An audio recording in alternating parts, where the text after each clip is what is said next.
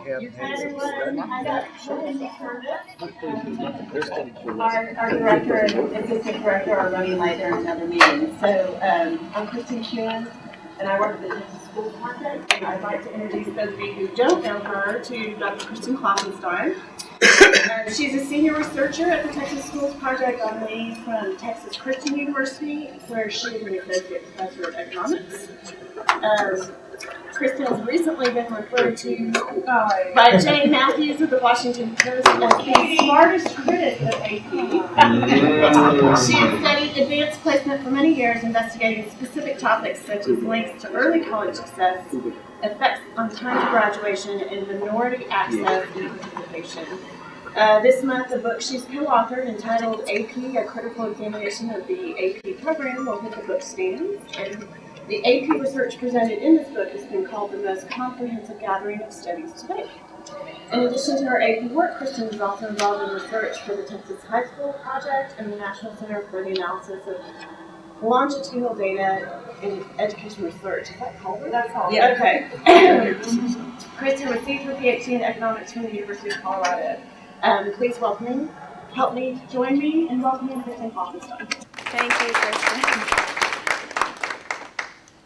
Thank you for that very nice introduction, and thank you, Katie, for all of your help in getting this seminar prepared. This is a great opportunity for me to express my gratitude to my friends old and new at UT Dallas. The last 9-10 months that I've been here have probably been the most rewarding of my professional career, and that's no accident. It's largely because of the people, and thank you. So I look forward to many more months ahead. One of the reasons that I've really enjoyed the last 9 or 10 months is because I've been able to start work on this project, which I started gathering the survey data that was used in this in 2003. At that time, when I was working with the Texas Schools Project data, we had data up to 2002 because that was the latest available from TEA. Shortly after I was pretty close to done with the survey, and it was a telephone survey of almost 1,000 high school counselors in Texas. I was almost done with it. It was about the 03-04 school year, and I found out that we were no longer going to be getting the data that I needed to link it to in order to complete the analysis that I had planned. So the Texas Schools Project didn't get any further data beyond 2002 for a number of years, and I finally got to start using the new Education Research Center data for this project when I came in June, and I was very concerned for a lot of years that this project would never come to fruition, and it's been very exciting to actually see it come through. So that's been really exciting, and a little bit of history there. So the AP arms race, first a little bit of background on that nomenclature, because I think it's worth explaining. So the first place that this terminology came to my attention was in a speech by Richard Atkinson, who was a president of the University of California system, and he was talking about stopping using the SAT as an admissions criteria in California. And as part of a lecture he was giving about that topic, he alluded to the educational arms race more broadly, right? So when he talks about the overemphasis on test scores, he's talking about the SAT. But he says that anyone or any institution opting out of the competition, opting out of the SAT, does so at considerable risk because it's so institutionalized and so part of the fabric of our higher ed admissions process that he's saying it really is a competitive game, and that's why it was kind of risky for him as the University of California system to stop using it. But he was, he had control of a big enough system that he was able to pull it off without, systematic adverse effects. Then this language got applied to advanced placement when Geiser and Santillices, who are at Berkeley, Santillices was a grad student, and Geiser, I think, was in their institutional research department staff there. And this was a lovely study about the impact of AP experience on college outcomes, which I've written about in a different paper. But they talk about the AP arms race and refer to Atkinson's educational arms race. And they say the emphasis on AP is so great that you see middle-class parents evaluating and choosing high schools based on the number of AP courses offered, thereby placing great pressure on schools to expand their AP offerings. So you can see it's, again, an arms race where any high school that opts out of the AP program for whatever reason faces potentially a competitive disadvantage as parents are looking for a high school that will give their kids the biggest boost in higher ed admissions. Now, Geiser and Santillices refer to the AP arms race in terms of the school, but I have heard enough anecdotal evidence from parents and teachers and others to say that this could also occur at the student level, and that students in a competitive high school who are vying for a spot at the top of the class rank, if AP course grade weights are weighted higher than other course grades, there is an incentive for students to take many more AP courses than perhaps they otherwise would, and that the fact that there are peers deciding how many AP courses to take at the same time is important, right? Because if you want to get in the top 10%, it's a zero-sum game. If one person gets in the top 10%, another person gets kicked out. So if you are vying, say there's just two people in this school and one of them gets in and one of them doesn't, right?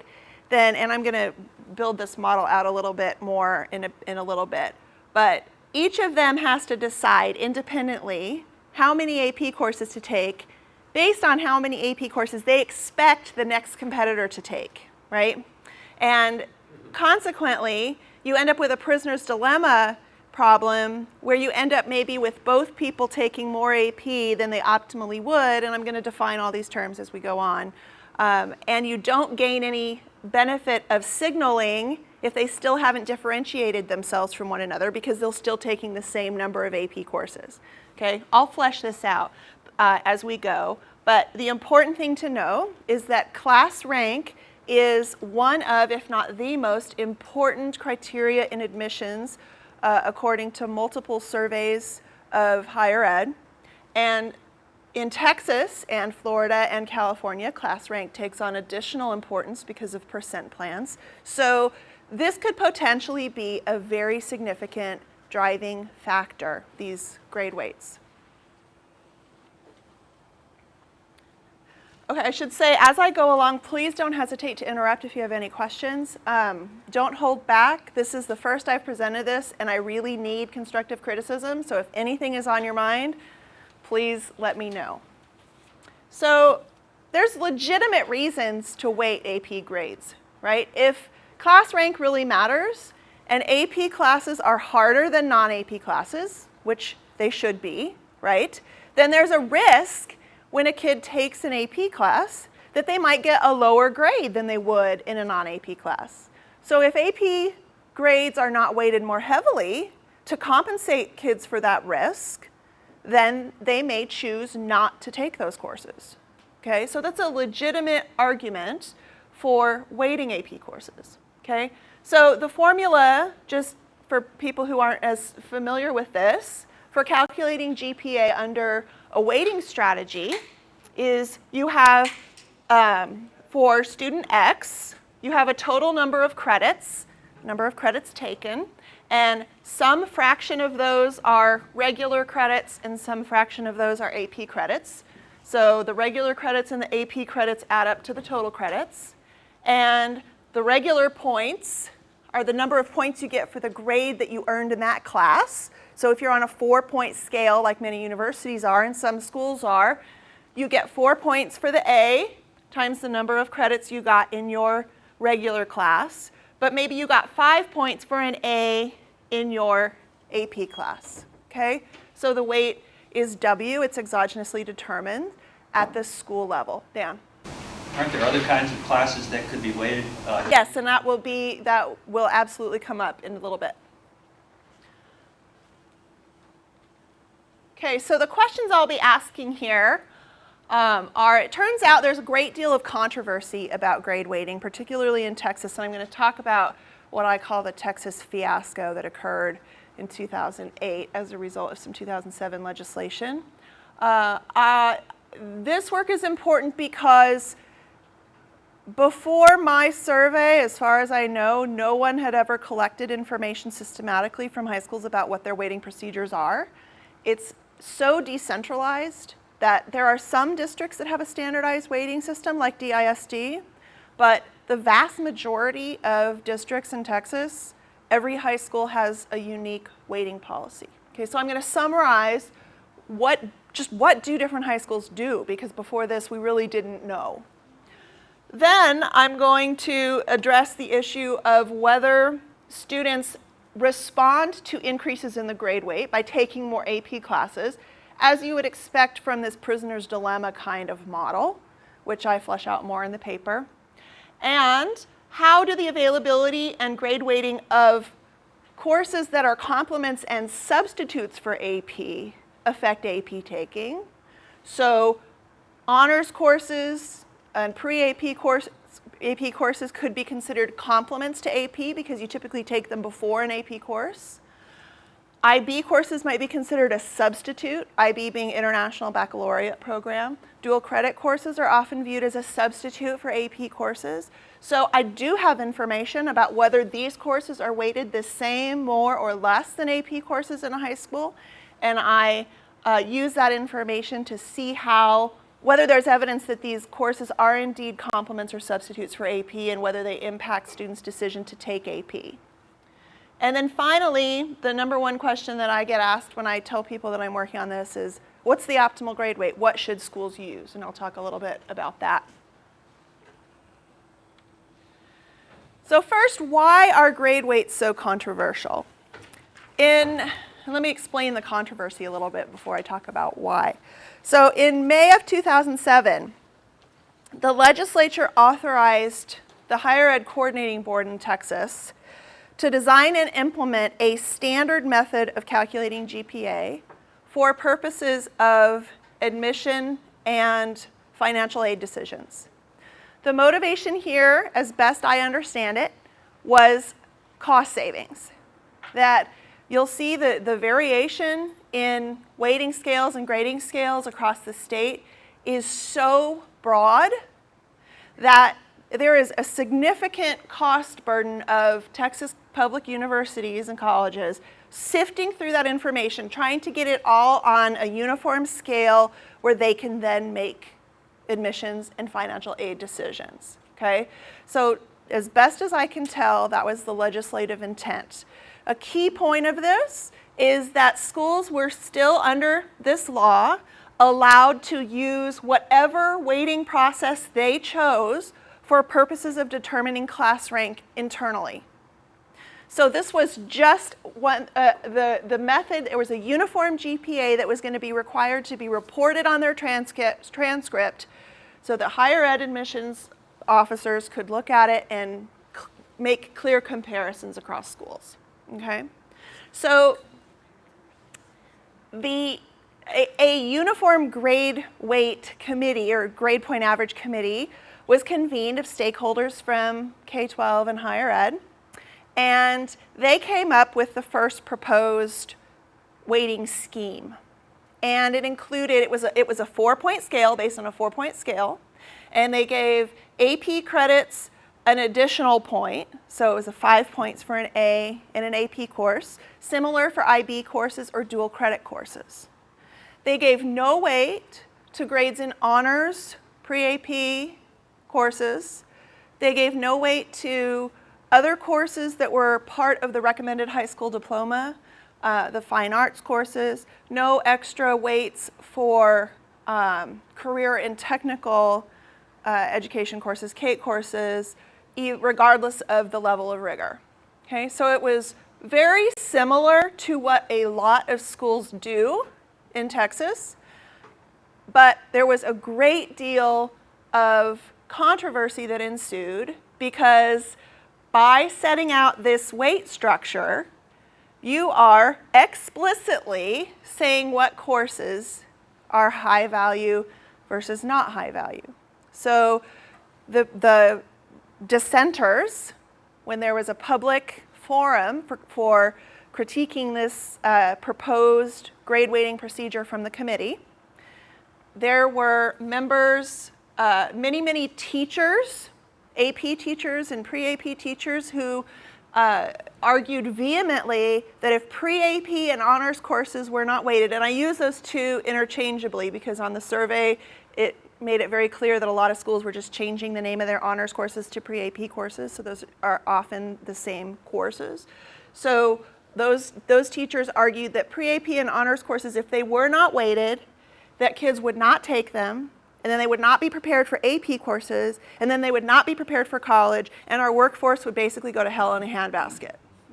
I kid you not, it was that clear of a 4-step procedure. If we do not weight pre-AP and honors courses, we compromise the quality of our workforce, okay?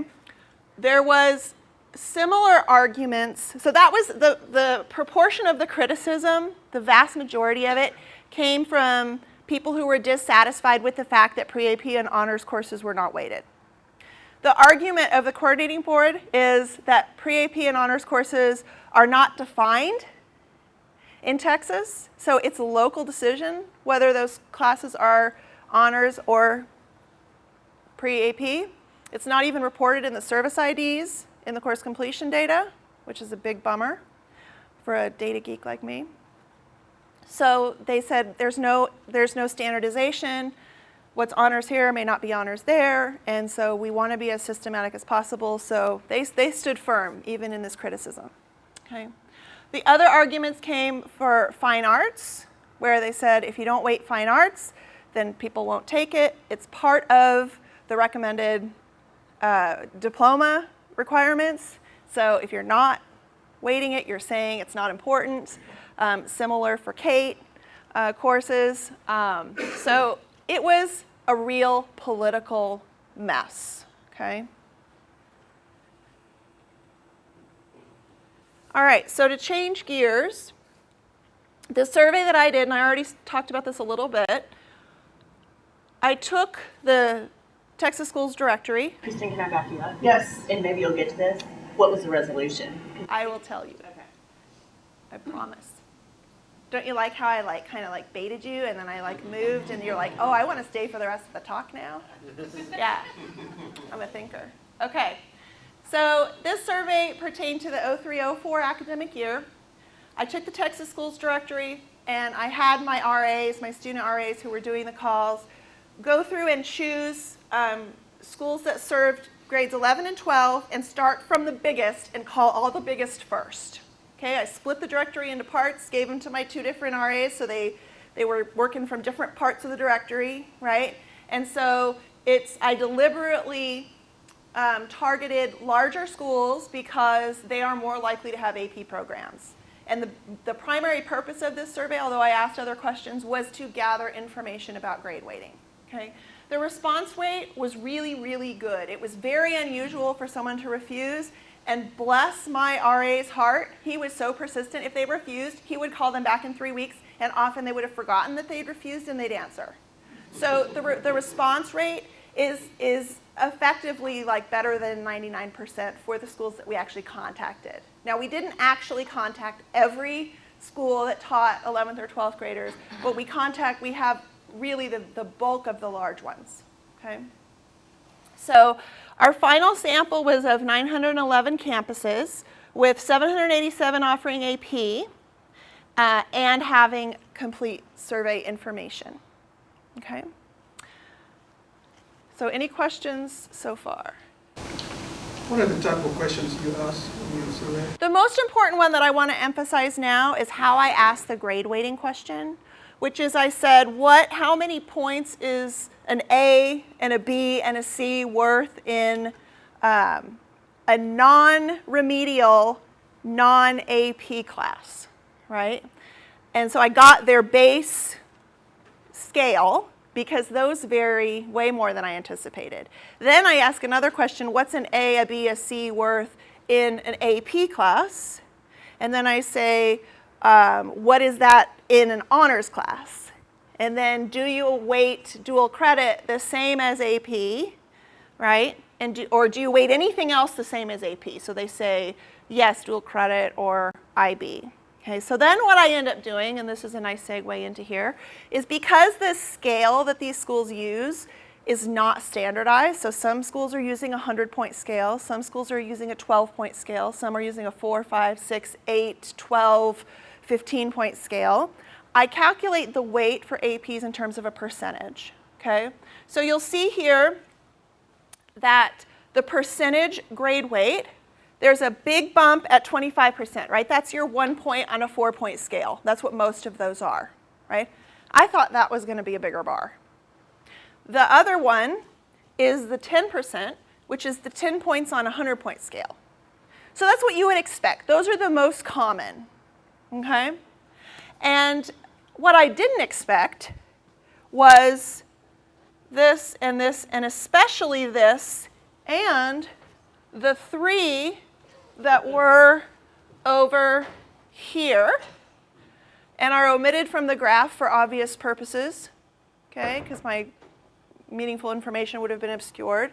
So I omitted 3 outliers, which were, the biggest one was 500 points, 300 points, and 225 percentage point weight for AP. Okay, so the heterogeneity in weighting schemes is remarkable, way bigger than I'd ever anticipated.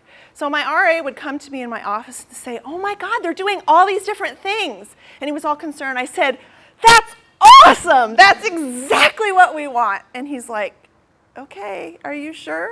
Yeah, variation is our friend. Okay, we got it. We got really good variation.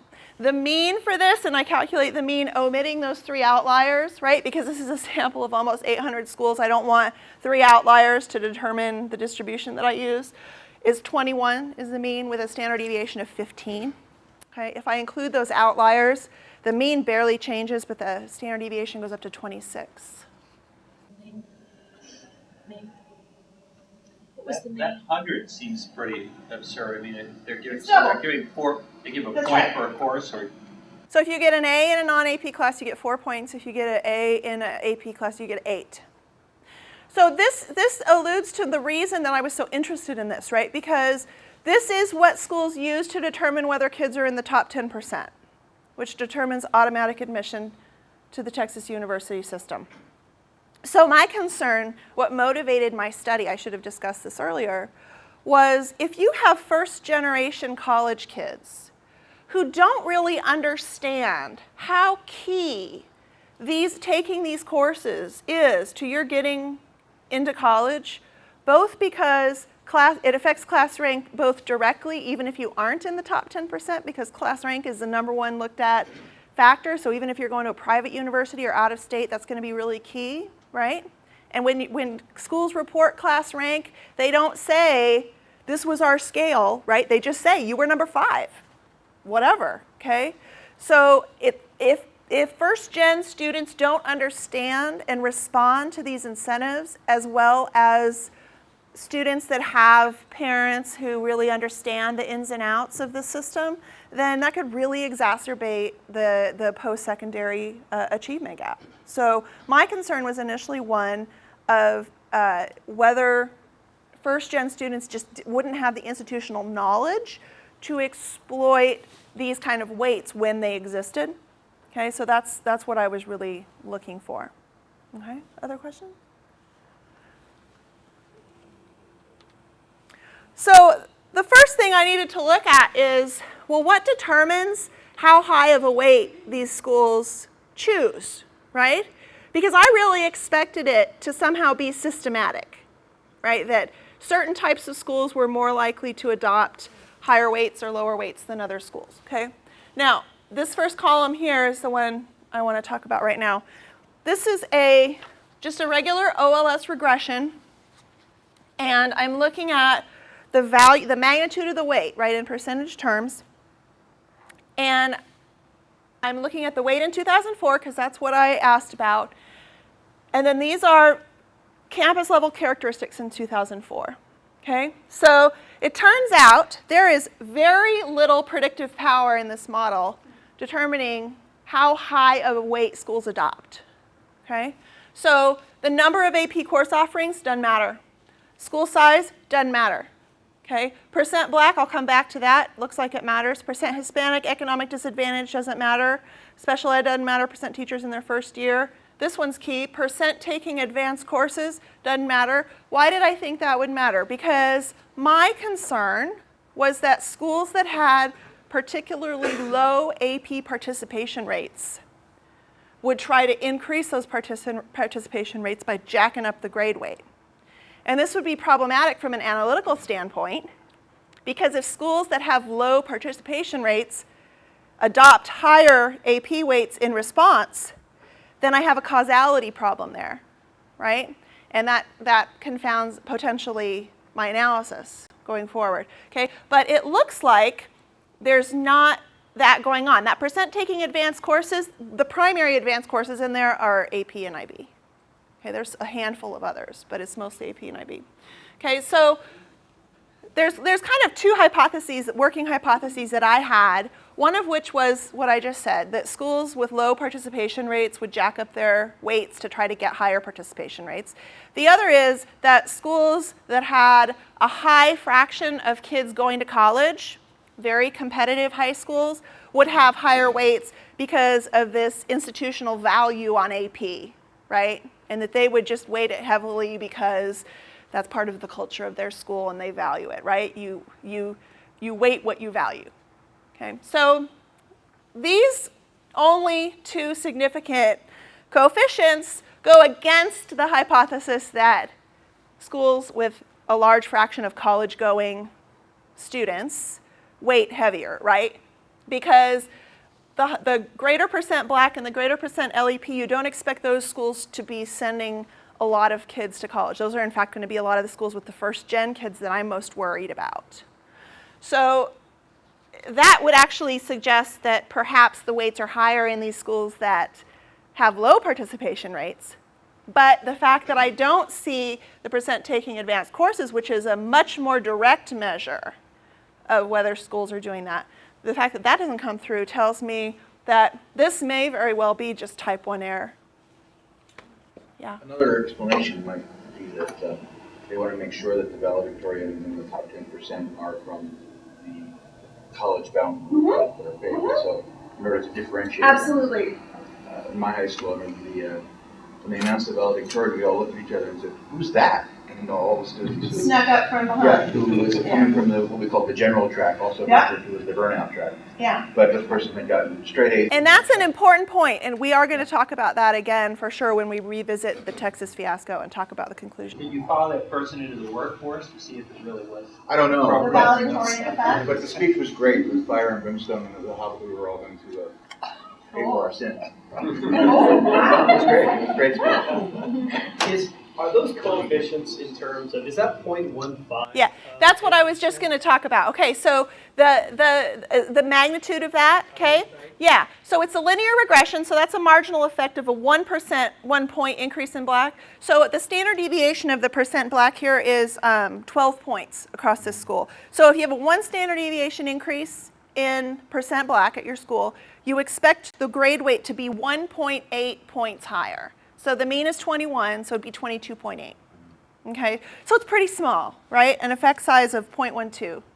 And similarly for LEP, the average, the standard deviation in LEP is 5 points. Okay, so a 1 standard deviation increase leads to a 1.4 point increase in the grade weight. So not very big. So again, I'm inclined to think that this is just type 1 error.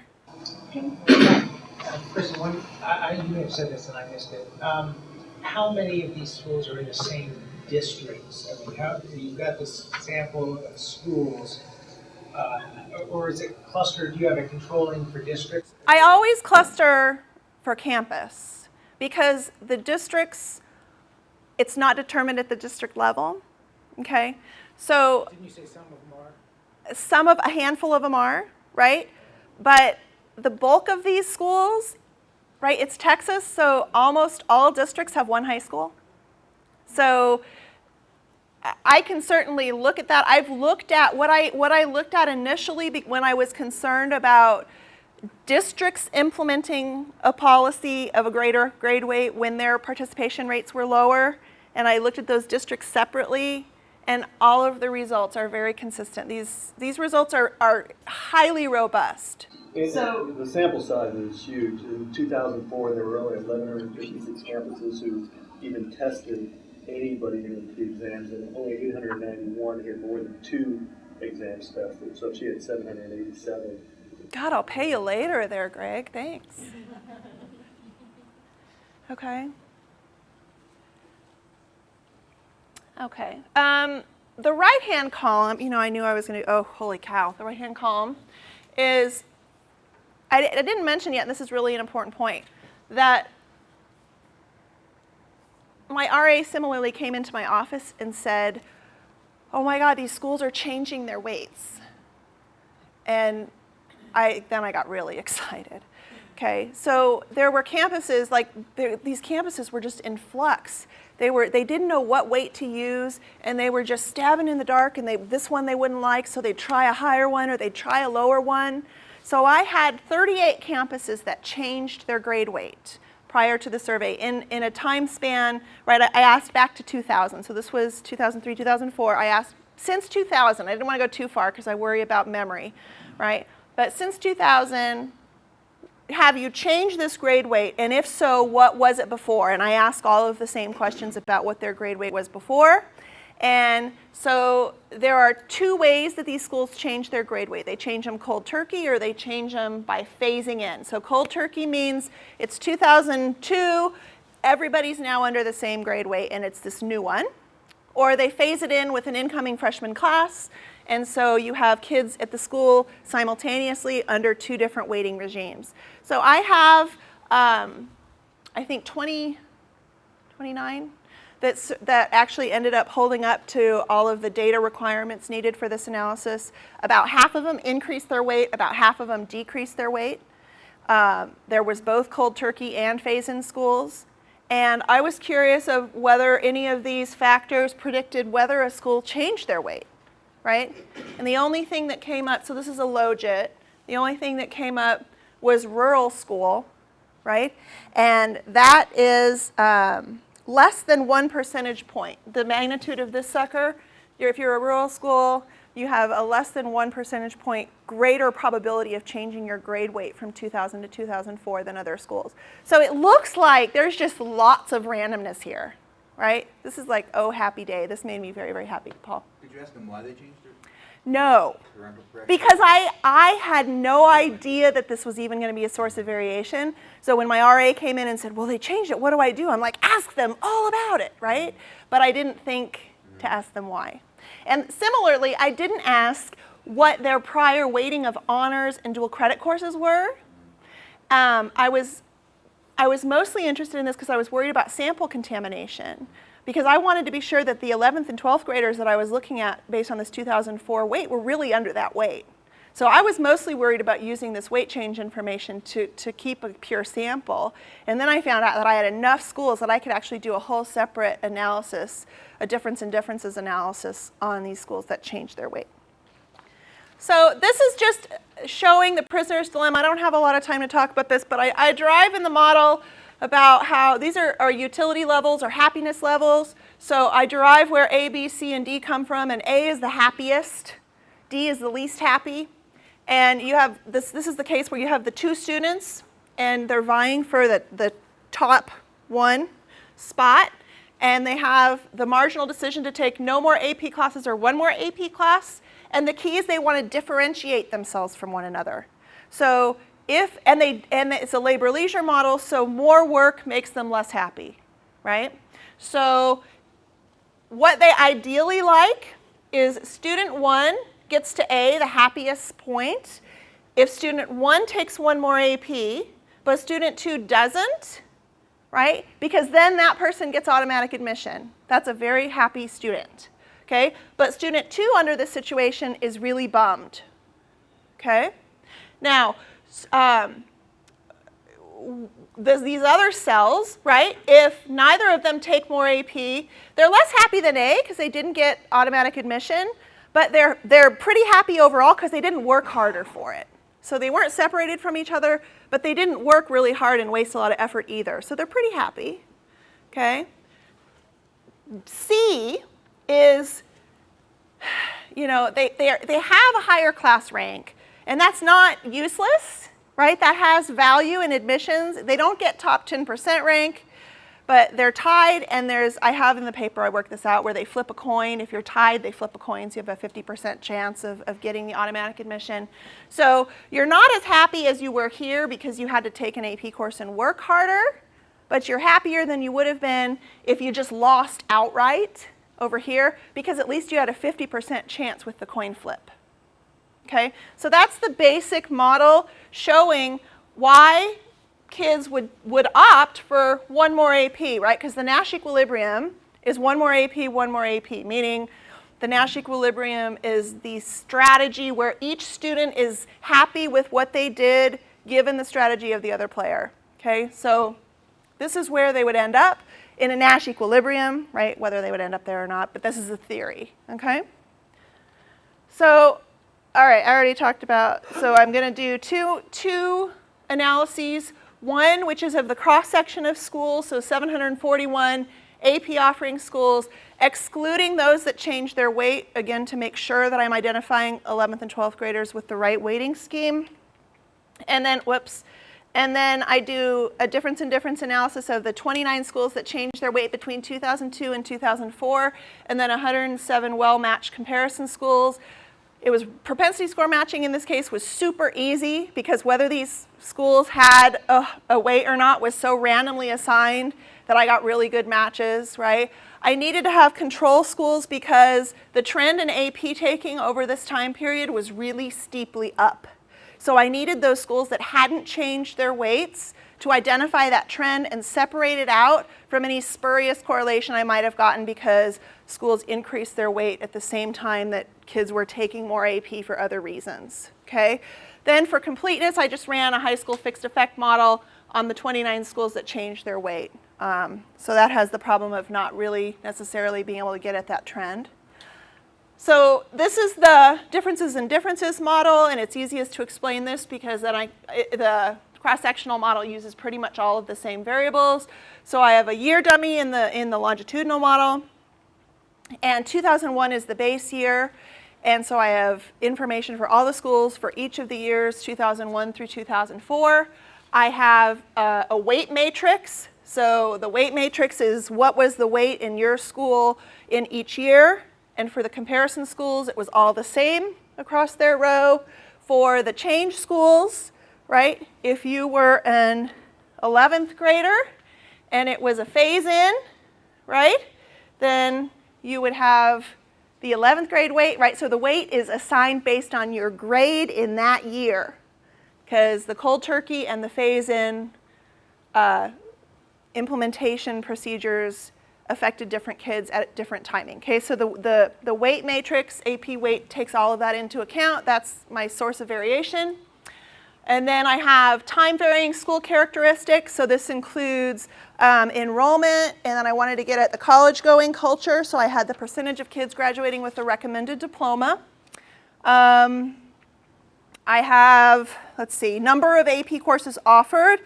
And these are just the core AP courses, okay, and the 4 core subjects of English, Math, Social Studies, and Science. I also have the percent free and reduced lunch, whether the school offered an AVID program, an IB program, or had an articulation agreement that allowed for dual credit. For the school variables here, in the non-fixed effects model, this is just a rural indicator, a non-time varying variable, and in the fixed effect model, it's the fixed effects. The student variables, all the typical ones, sex, race, a 10th grade math and reading score, so a pretest score, because because I'm only looking at 11th and 12th graders, and whether a kid was ever economically disadvantaged as evidenced by eligibility for free or reduced lunch. And then I have time-varying student characteristics, including their grade and whether they were determined to be at risk, which the flag turns on if you were ever retaining grade, or if you became a parent, or if you're homeless, or a number of other situations. Okay? So in the cross-sectional model only, I have the weights, whether honors courses are weighted and whether dual credit courses are weighted. Okay, so let's get to the real heart of the story here.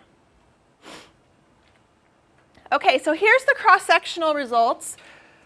I have blacks, whites, Hispanics, and Asians, and in the variables of interest, the blacks, whites, and Hispanics were statistically no different in terms of their responsiveness, so they're all pooled. The Asians do show up to be different, so they're run separately, and they're really very different. It's really interesting, okay? And what I have here is, this is the AP weight percent, and these coefficients were so small that I had to divide them all by 100, so that's why that's scaled. And then I interact the weight with whether a student was black, Hispanic, or economically disadvantaged, okay? So this is getting at the key question of interest of, are first-gen students, because I don't have an indicator for first-gen, so I'm proxying with race and economic disadvantage, are first-gen students less likely to be responding to the grade weight, okay? So there is, okay, nothing, right? If you're looking at, took any core AP, so this is a logit, these are all logits, took AP Science, took AP Math, took AP English, there's essentially nothing, okay? There's one negative here. You'll see this ends up being effectively a 0 in practical magnitude. So all the action here takes place in social studies, which makes sense to me, because if you're talking about the kid at the margin of taking another AP course, right? Math has such a clear linear trajectory in terms of prereqs that if you're at the margin, it's probably not going to be that you take math, right? A similar story can be told for science and even for English, right? That, yeah, there's not really prereqs for AP English, but you have to be able to write well and you have to be able to read critically. Okay, for AP Social Studies, this is such a wide variety of courses. This is your econ, your history, your government. I threw psychology in there, okay? So these are the courses where you would expect maybe them to be a soft landing for kids who are taking another or a new AP course for the first time. So that actually makes sense that the action is in social studies. But how big is that coefficient, okay? Well, this is a logit, so the magnitude depends on the values of all the independent variables. And the predicted probability, what I do is I take the predicted probability of participating in an AP course. If the weight, the grade weight, is half a standard deviation below the mean to half a standard deviation above. So remember, it's a 21-point mean with a 15-point standard deviation. So I go from 13.5 to 28.5. And I look at what happens to the predicted probability of taking an AP course, right? Based on this, changing only this coefficient, right? Only that variable, the weight, okay? And I find that for social studies, for this result here, that the predicted probability, this is just for black, white, and Hispanic students, goes from 55.9% to 56.2%. So a 15-point increase in the weight, which is a big increase, right? That's more. That's about the difference between the 10% and the 25%, right? Not about, exactly. And it gets you an increase of 0.3 in the probability that you take an AP Social Studies. Okay, so even though this is statistically significant, it's not really much. And if you look at the fact that if you have an economically disadvantaged kid, okay, so putting this in, economically disadvantaged kids have a much lower initial probability of participating anyway. So this is actually a bigger effect, even though the coefficient is pretty small. This pretty much wipes out that. So this is evidence of that discrepancy I was concerned about, that economic disadvantaged kids don't respond as much. But given that the other kids are responding, like that much, it's just really not a big concern. Make sense? I'm just trying to make sure I understand. So you're saying that that the schools that weight AP grades, there's basically no significant increase in students actually taking. Right. Okay.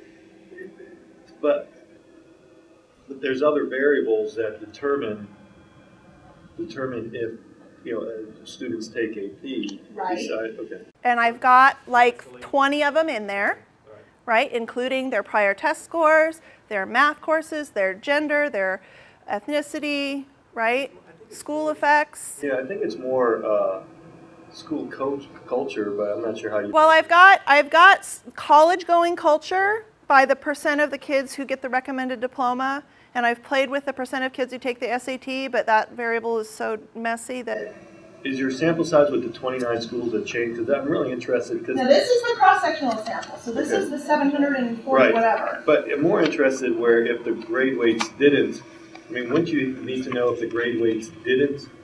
But I have variation down in that lower end of the distribution. Okay. I have, whoa, where did I miss it? I went too fast.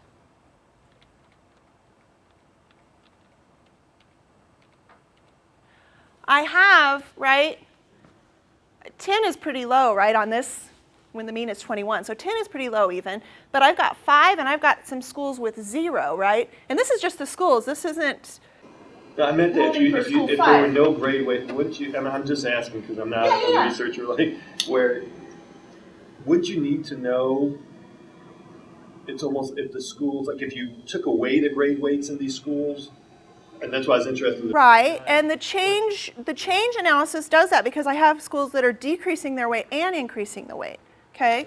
So let's take a look at what happens in the, but this is your question at heart is answered by the fact that I have enough variation in grade weights across schools to address that concern. Because in a school's mind, if there's a small grade weight or a large grade weight, it's all relative within the school, so I don't think that it really matters to one school to the next. But it turns out, even if there's a change in the weight, the results are effectively the same. So here is the differences in differences result for the same group of kids, blacks, white, and Hispanic. And you see, again, there is this social studies effect, okay? Now one comes through in English, and these two together are enough to affect whether you take any core AP. Okay, but in this case, the magnitude of this effect, right, and this is identified from the change schools. Why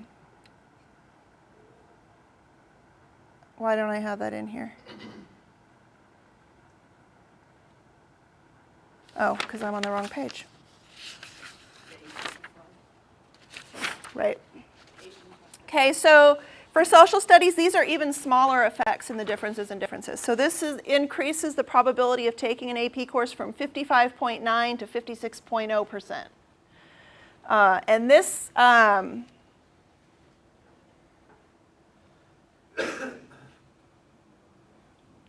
this isn't right. This is not the weighting variables. Thank you, good Lord. There we go. That's cross-section. See, this is the problem when you make your graphs all look the same. I did the difference in differences one first. Okay, there we go. My bad. Thank you, Paul. So we have a 0.33, and then again, the same story. So this is the same as the cross-sectional, the difference in differences ones. So this is the 55.9 to 56, and this obliterates essentially all of that. This math effect translates to 4/100ths of a percent point increase in probability of math taking. So effectively nothing. And these are, all driven by the social studies results, so they're basically the same as the social studies results. So even when it changes within the schools, and these are clustered on campus, and I've looked at all sorts of subsets of districts, and these findings are amazingly robust. This shocked the heck out of me. This is not what I expected to find, right? Because I really thought that these weights, especially when I saw that there was a 500% weight and 100% weight, I thought, how can these kids not be responding to that? Okay, so given that I'm almost out of time, and this is the basic story, you can see for Asians, the story is similar in the cross-sectional results for this social studies effect.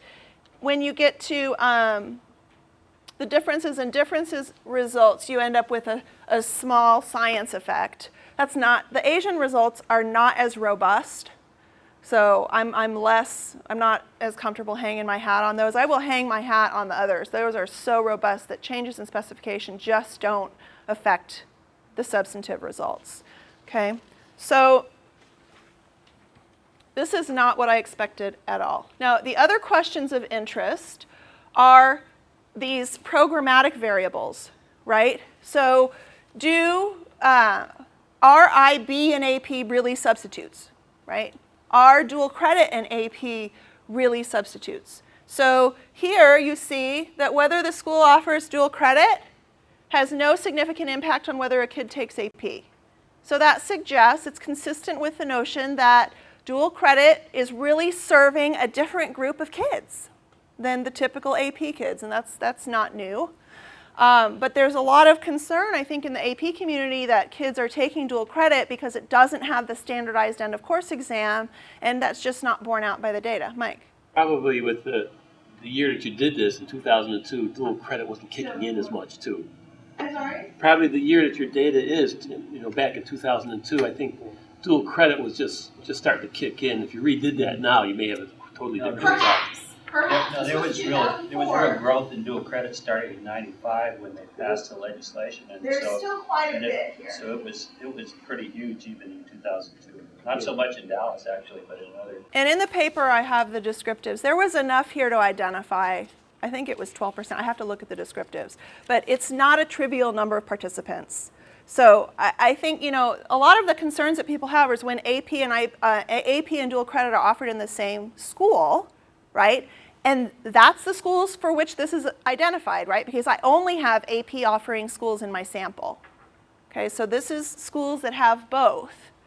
And there's just no evidence that they are, that dual credit is really being substituted for AP. Now IB there is, although not as much in math.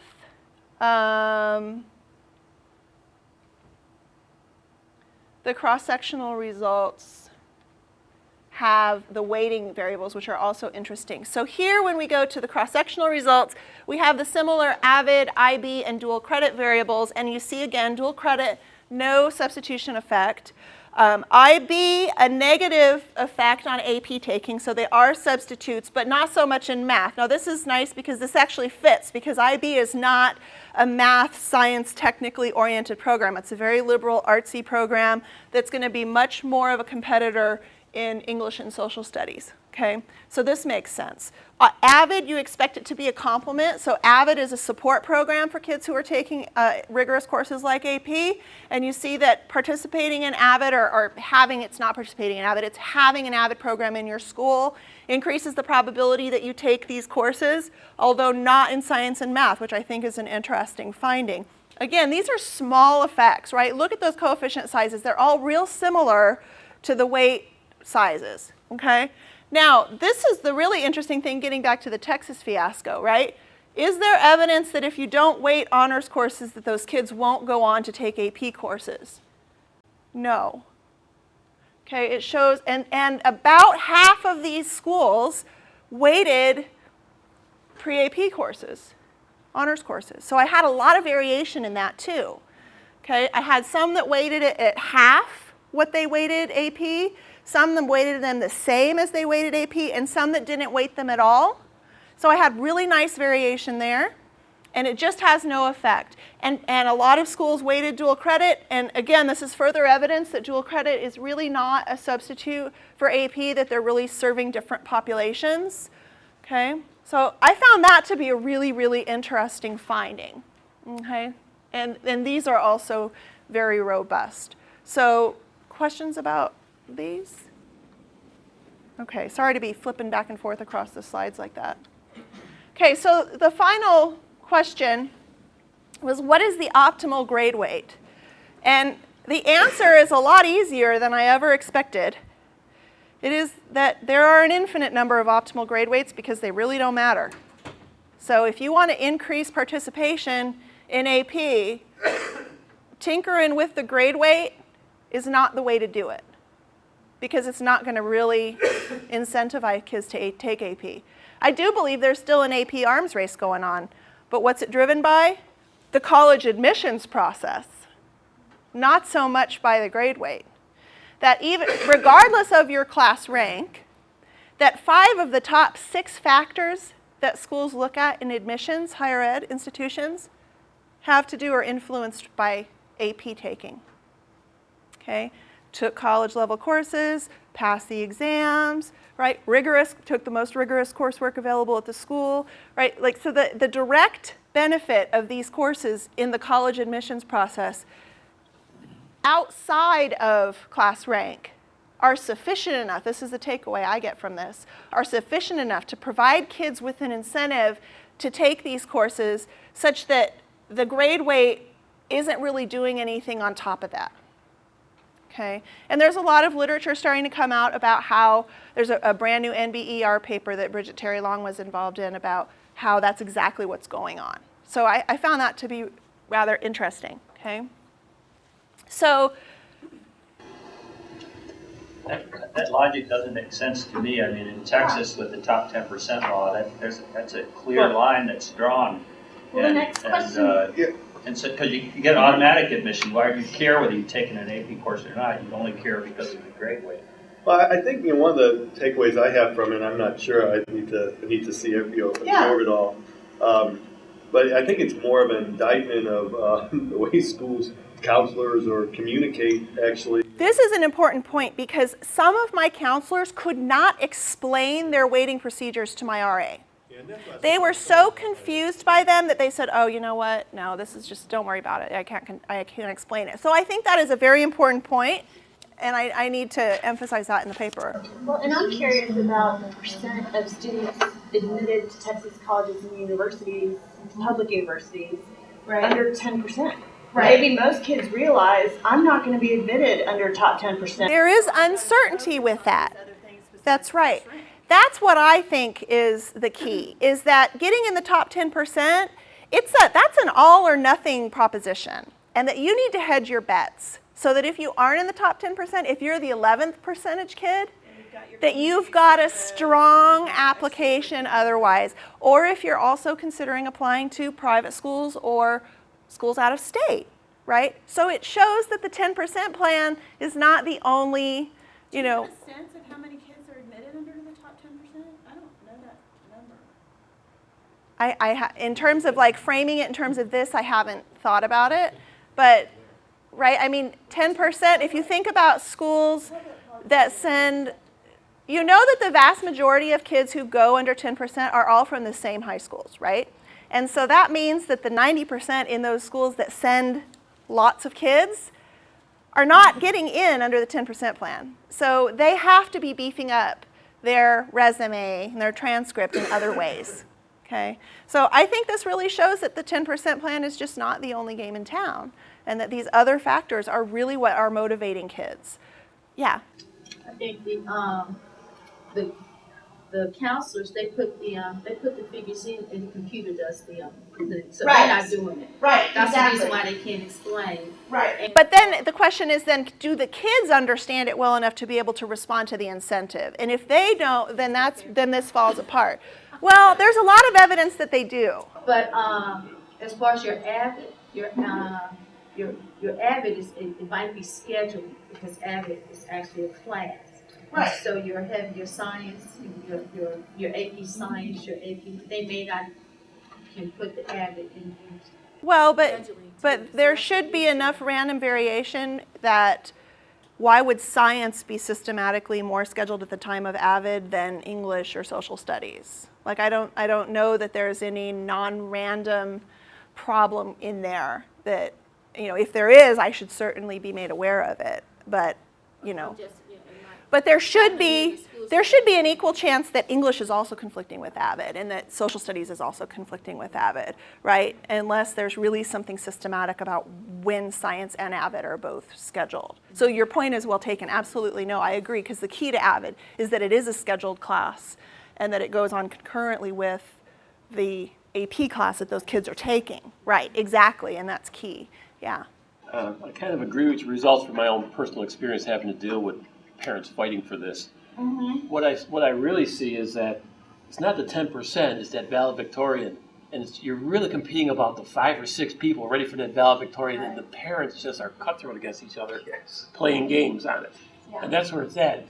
They play all sorts of games. They'll go to a block schedule with eight periods a day and build it up, and then in the last couple of years transfer it to the regular, get to 7, and they do all the mathematical games to do it. Yeah, and so the cutthroat is at that end. I don't think it's a 10%. And that's the argument where, even if the counselors don't understand these grade weights, I would argue that in many cases the kids actually do. And right. And so that was part of what was driving my concern with these first gen kids, right? Because if their parents don't really understand it and they can't really negotiate the system that way, that was what was driving my concern. So now I want to talk about how, if much of the controversy is actually driven by this issue of fairness. Right now, economists tend to squirm when that word is used because we can't really say a whole lot about it. But my concern is that if you think that it's just fair to give more weight to kids because they're working harder, fine, right?